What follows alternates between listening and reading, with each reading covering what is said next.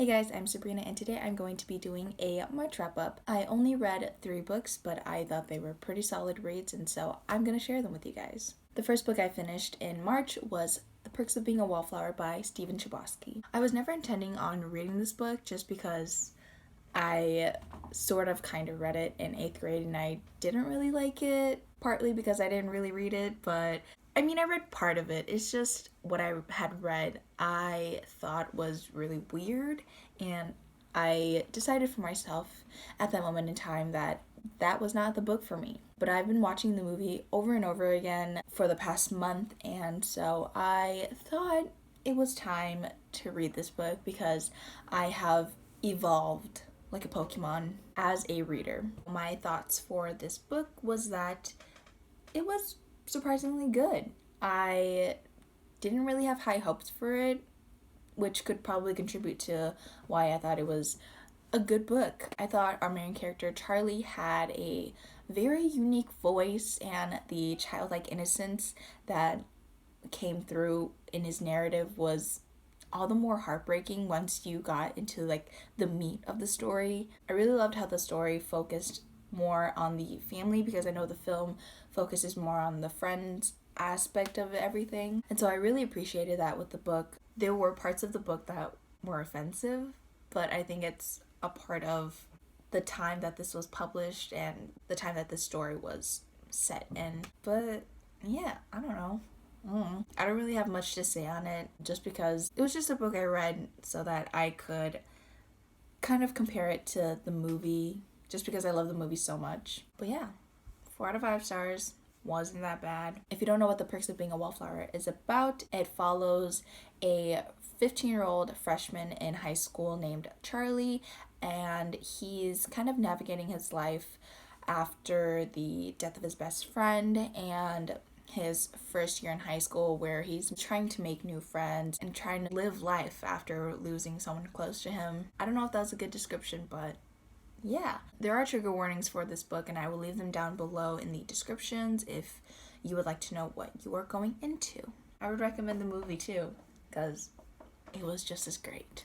The next book that I finished in the month of March was The Raven Boys by Maggie Stiefvater. If you don't know, this is my favorite book series ever.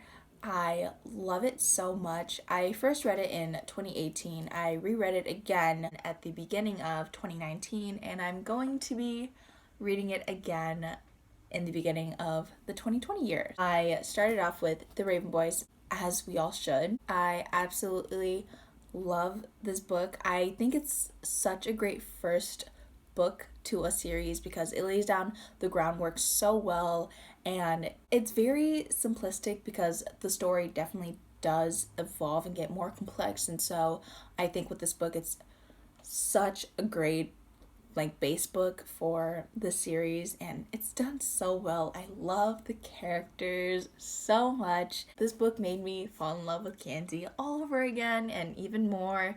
He's just such a great character. And then there's Adam, who my heart sings out for. This is my 3rd time reading it, and I've never really cried during the scenes with Adam and his father and his family, but this time I bawled my eyes out just because I couldn't handle it, and it was so much emotions were coming over me. We don't really get a lot of certain characters. You guys know who I'm talking about if you guys have read this before, but we don't get a certain character's perspective in this book, which I found super duper interesting. It did take me a long time just to finish this, and I'm very disappointed in myself for that, just because I think it took me out of the story a little bit. If you don't know what this book is about, this book follows our 4 Raven Boys, Gansey, Ronan, Adam, and Noah, and Gansey, our main character, is trying to find this dead Welsh king because the dead king can grant them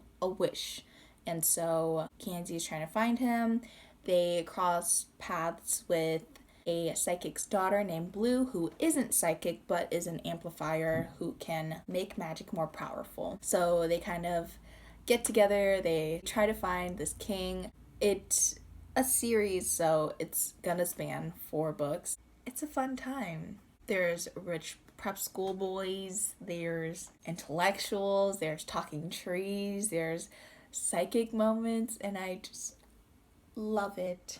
And then the last book that I finished in the month of March is Chain of Gold by Cassandra Clare. I finished this book last night, and I'm going to tell you, my heart was broken after I read this. It is still broken right now because so many emotions. My God. I mean, the romance in this book has got to be the most tragic thing I've ever read within the Shadowhunter Chronicles. Like, I never cry over romances because that's just who I am, but this one tore my heart apart and I wanted to die. This book gave me a roller coaster of emotions. There's a lot of action in this book. There's a lot of romance in this book, a lot of familial love, a lot of platonic love, and it's a great time. I will say though that the beginning half is kind of info dumpy, but I understand where Cassandra Clare is coming from with that, just because this is already a developing complex world and you just kind of want to like get past all that and to the actual plot of the story. I understand it, that part, but I think it could have been done a little bit better. I love the use of flashbacks within this book where it gave backstories to different characters just so that it wasn't info dumpy on trying to learn these characters. It gave more life to them and made us fall in love more. I think this cast of characters has got to be the best one out of all the series in the Shadowhunter Chronicles. I definitely cannot wait for the next two books to come out because where we left off was not a good place for me, and I am angry about that. I mean, I understand it because it's only the first book, but why? I gave it a 4 out of 5 stars, and I think you guys should read it. If you don't know what this book is about, this book follows our main group of characters, the main ones being James Herondale and Lucy Herondale and Cordelia Carstairs. James and Lucy are the kids of the prequel series characters, Will and Tessa. This is set years after the events of those books. And our other character, Cordelia, has arrived in London for an extended stay due to her father's trials. While Cordelia is in London, a series of demon attacks occurs, which causes a lot of Shadowhunters to be poisoned and wounded, and the group of characters in this book set out to find a cure and the cause behind the demon attacks. I absolutely loved this book, would highly recommend it because it's so good. That is it for my wrap up. I know it wasn't a lot. I'm hoping to read more books in the month of April, so we'll see how it goes. I don't know if I'm gonna do another wrap up. We'll see how this one turns out. I hope you guys like this. I will see you guys in the next video. Bye!